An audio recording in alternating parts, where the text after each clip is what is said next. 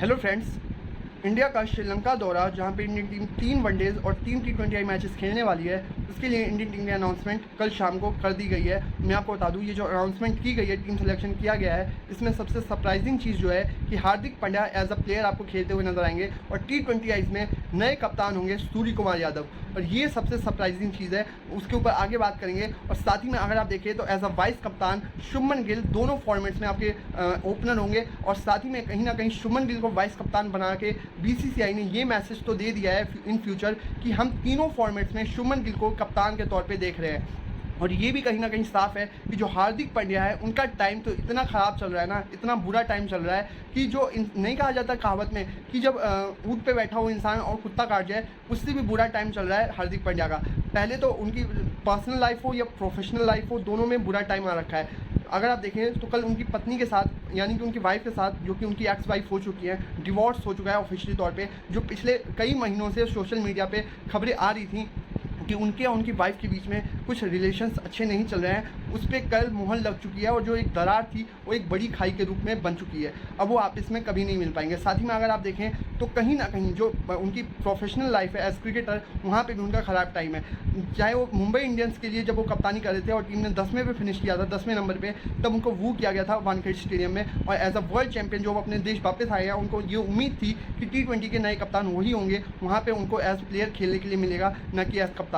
और कहीं ना कहीं इसके पीछे का जो एक रीज़न समझ में आता है, तो ये आता है कि उनकी ईगो आ जाती है उनकी कप्तानी में, और जब वो एज अ कप्तान फील्ड पे होते हैं ना, तो ये कहीं ना कहीं दिख जाता है कि वो जो ईगो है वो कप्तान के ऊपर हावी हो जाता है। और जब आपके अंदर ईगो आ चुका होता है और आप अच्छे से अपनी टीम को मोटिवेशन नहीं दे पाएंगे, और आपकी टीम भी आपका कहना नहीं मानेगी अगर आप ईगो में रहेंगे, तो यही सबसे बड़ी चीज़ हुई है उनके फेवर में, जो कि नहीं गई है कि आप ईगो कहीं ना कहीं ले लेते हैं अपने ऊपर कि मैं कप्तान हूँ, मेरे से बड़ा कोई है ही नहीं, और ऐसा नहीं होना चाहिए। ये एक सबसे बड़ा रीज़न हो सकता है। साथ ही में अगर आप देखें तो एक झटका, जो एक सरप्राइजिंग चीज़ है कि गौतम गंभीर जैसा हेड कोच और अभिषेक शर्मा, जिन्होंने अभी 5 दिन 7 दिन पहले ही सैकड़ा जड़ा है, सेंचुरी जड़ी है, उनको T20I में जगह ही नहीं मिली है, उनका पता कट चुका है। और ये एक सबसे बड़ी ऐसी चीज़ है जो कि ना तो लॉजिक समझ में आ रहा है, और जिसके पीछे ना तो कोई रीज़न समझ में आ रहा है कि किस बिहाफ पे उन्हें बाहर किया गया है। साथ ही में अगर आप देखें तो कहीं ना कहीं अभिषेक शर्मा ये ज़रूर सोच रहे होंगे कि जो उन्होंने ओपनिंग करते हुए शतक जड़ा, क्या उसके बाद जो 3 नंबर पे उनका डिमोशन दे दिया गया, शुभमन गिल ने अपना फ़ायदा लिया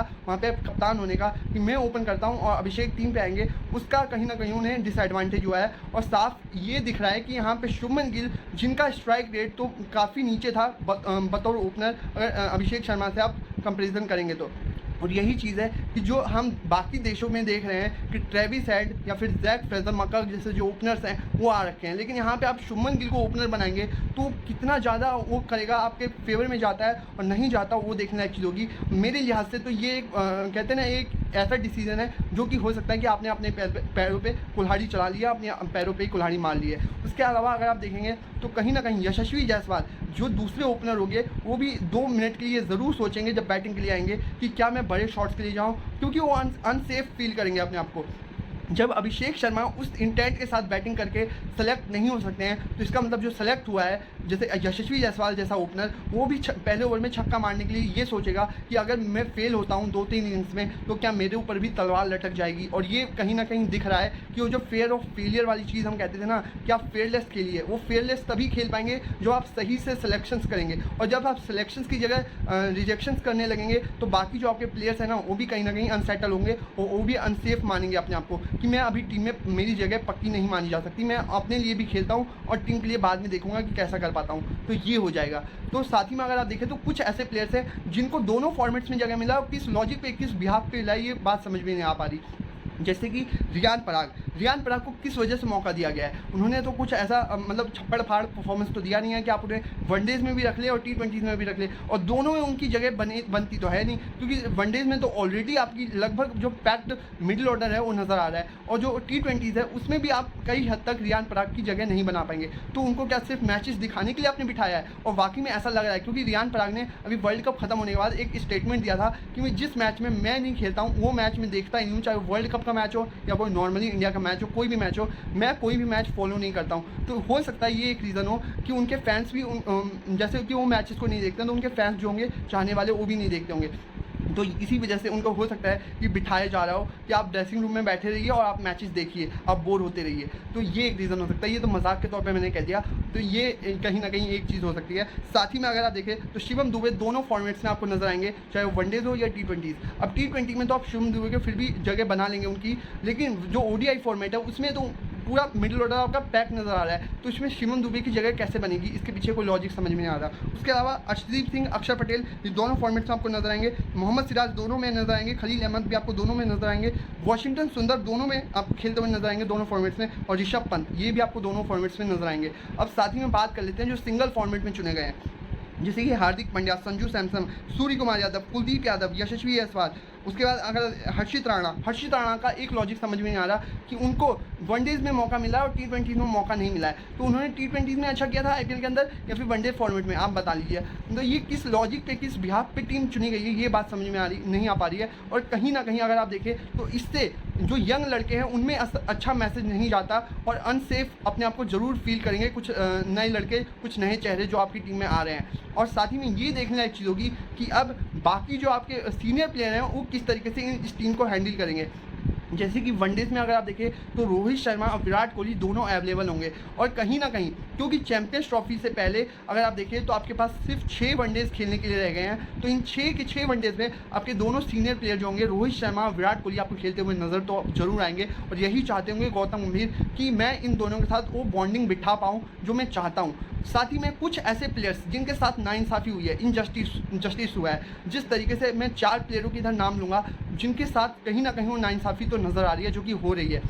अगर आप मेरी बात से सहमत हैं तो प्लीज़ वीडियो को लाइक कीजिएगा, अगर मानते हैं तो कमेंट बॉक्स में बताइएगा कि क्या मैं सही कह रहा हूँ या गलत। 4 प्लेयरों के नाम, जिसमें पहला नाम है अभिषेक शर्मा। भले ही उन्होंने अभी ज़्यादा लंबा उनका करियर नहीं है, 4-5 मैचेस ही खेले हैं, लेकिन जो इम्पैक्ट उन्होंने उन 4-5 मैचेस में करके दिखाया ना 2 मैचेस के अंदर, वो शायद कोई और बैट्समैन ना दे पाए जिस तरीके से वो देते हैं। उसके अलावा संजू सैमसन के साथ हर बार ऐसा होता है कि हर बार वो अच्छी परफॉर्मेंस देते हैं अपनी तरफ से, लेकिन उनकी टीम में सिलेक्शंस नहीं हो पाती हैं। और अगर आप देखें तो वनडे में उनका जो एवरेज है ना वो 57 का है, और साथ में स्ट्राइक रेट 99 का है, और यहाँ पे वनडे में संजू सैमसन की जगह ही नहीं बन पाई है। तो किस लॉजिक से नहीं बन पाई है वो बात समझ में नहीं आती है। और हर बार ऐसा होता है संजू सैमसन के साथ कि जब T20 का वर्ल्ड कप आने वाला होता है तो उन्हें ODI में डाल दिया जाता है, और जब ODI का कोई बड़ा टूर्नामेंट आने वाला होता है तो उन्हें T20 में डाल दिया जाता है। ऐसा क्यों होता है संजू सैमसन के साथ, अब ये तो सेलेक्टर्स ही आपके बता पाएंगे और हेड कोच जो आपके होंगे वही बता पाएंगे। उसके अलावा जो यूजी चहल का क्या कसूर है, ना तो वो वनडेज में है और ना ही T20 में है। उनको तो ऐसा निकाला गया है कि कहते हैं ना कि जैसे दूध से मक्खी को निकाल के फेंक दिया जाता है, उस तरीके से युजवेंद्र चहल को कहीं ना कहीं आपने उनका करियर ख़त्म कर दिया एक तरीके से। आप देखिए 2 बड़े टूर्नामेंट्स में उनका सिलेक्शन हुआ, लेकिन दोनों बड़े टूर्नामेंट में वो खेल नहीं पाए, चाहे वो 2022 का T20 वर्ल्ड कप हो, चाहे वो 2024 का T20 वर्ल्ड कप हो। दोनों जगह युजवेंद्र चहल को उस तरीके से आपने मौके ही नहीं दिया। आपने अभी तक T20 वर्ल्ड कप के अंदर युजवेंद्र चहल का डेब्यू ही नहीं हो पाया एक तरीके से वर्ल्ड कप में T20 के अंदर। तो ये कहीं ना कहीं एक सरप्राइजिंग चीज़ है, एक चौंकाने वाली चीज़ है। और चौथा नाम है यहाँ पे ऋतुराज गायकवाड़ का। ऋतुराज गायकवाड़ जितना भी खेले हैं इंडिया के लिए T20 फॉर्मेट में उन्होंने काफ़ी अच्छा किया है। उनके नाम एक शतक भी है, अगर आप जिम्बाब्वे वाला अभी वाला टूर उठाएंगे वहाँ पे एक 77 किया था उन्होंने, एक 48 किया था। तो कुल मिलाकर उनकी परफॉर्मेंस काफ़ी अच्छी है, लेकिन उन्हें मौके नहीं दिया जाते। तो कहीं ना कहीं अगर आप देखें तो ऋतुराज गायकवाड़ और संजू सैमसन को आप वनडे में रख सकते थे, वनडे की स्क्वाड में, और T20 के अंदर आप युजवेंद्र चहल और अभिषेक शर्मा को आपको रखना चाहिए था, जो कि आप नहीं रखे हैं। अब क्यों नहीं रखे हैं ये तो आपके हेड कोच ही बताएंगे या तो आपका टीम मैनेजमेंट ही बताएगा, या तो BCCI ही बताएगी। तो ये कुल मिला के ये हुआ है। अब ये देखना होगा कि इसका जो दौरा होगा श्रीलंका वाला ये किस तरीके से जाता है आपके प्लेयर्स के लिए, आपकी टीम के लिए। क्योंकि अगर आप देखें ना तो जसप्रीत बुमराह के अलावा रविंद्र जडेजा 2 ही ऐसे प्लेयर हैं जो कि लगभग आपकी जो मेन टीम होनी चाहिए थी उसमें से मिसिंग है। रविंद्र जडेजा का नहीं बताया गया है कि उन्हें किस कारण से सेलेक्ट नहीं किया वनडे के अंदर, क्या उनको रेस्ट दिया गया है, क्या उनको कोई इंजरी है, वो उस पर अभी क्लैरिटी नहीं मिल पाई है। साथ ही में जो जसप्रीत बुमराह है उनको तो ये सबको पता है कि उनको रेस्ट दिया गया है, उनकी जो फिटनेस है उसको देखते हुए, क्योंकि उनकी फिटनेस काफ़ी ज़रूरी है। और जसप्रीत बुमराह एकमात्र ऐसे प्लेयर हैं जिनको आप 12 महीने भी आराम करवा के खिलाएंगे ना तो उसी फॉर्म में, उसी रिदम में नज़र आएंगे जो 12 महीने पहले नज़र आ रहे थे। तो जसप्रीत बुमराह का तो जो कहते हैं ना कि अपने आप एक्टिव हो जाते हैं जब वो खेलने उतरते हैं, तो वो चीज़ है। तो जसप्रीत बुमराह का ना खेलना फिर भी समझ में आता है, क्योंकि आपके सामने श्रीलंका है। और मैं तो कहूँगा अकेले मोहम्मद सिराज भारी पड़ जाते हैं जब भी श्रीलंका उनके सामने दिखती है, चाहे वो वर्ल्ड कप हो चाहे वो एशिया कप का फाइनल हो। दोनों जगह आप याद कीजिए ये 50 ओवर का वर्ल्ड कप या फिर एशिया कप फाइनल जो पिछले साल हुआ था 50 पे ऑल आउट कर दिया था मोहम्मद सिराज, किस तरीके से हावी हो जाते हैं श्रीलंका के ऊपर। तो श्रीलंका को देखते ही सिराज को कुछ ना कुछ तो हो जाता है, और मैं तो कहूँगा बाकी प्लेयर्स तो सिर्फ पिकनिक मनाने जा रहे हैं, असली खेल खेलने तो मोहम्मद सिराज जा रहे हैं श्रीलंका के साथ। अब ये देखना होगा कि आज से जो Asia cup women's Asia cup start हो रहा है उसमें क्या होता है। इंडियन टीम जो मैच टीम है उनकी तो हमने बात कर ली, अब थोड़ी सी Asia cup women's Asia cup के ऊपर बात कर लेते हैं। इंडिया वर्सेस पाकिस्तान महामुकाबला आज खेला जाएगा। आप कुछ भी कह लीजिए, इंडिया पाकिस्तान का मैच कैसा भी हो, कोई भी हो, वो बड़ा मैच होता है, चाहे वो कहीं भी खेला जा रहा हो, और ये मैच दामूला में खेला जाएगा। मेरे को लगता है कि Indian women's team hot favourite होगी इस मैच को जीतने के लिए, क्योंकि अगर आप देखें तो स्मृति मंधाना, हरमनप्रीत कौर, शेफाली वर्मा सबके सब अच्छे टच में, अच्छे फॉर्म में नज़र आ रहे हैं। तो देखना होगा कुल मिला के होता क्या है। और ये जो इंडियन टीम की सामने आई है प्लेइंग 11 आप कह सकते हैं, जो कुल मिला के वो किस तरीके की होगी, पहले T20 मैच में ये देखना एक चीज़ होगी। और कहीं ना कहीं जो 15 नंबर स्क्वाड दोनों जगह आई है T20 और वनडेज में, ये कहीं ना कहीं मेरे समझ में नहीं आ रहा। और सबसे बड़ी चीज़ जो ये वो अभिषेक शर्मा को ना चुनना।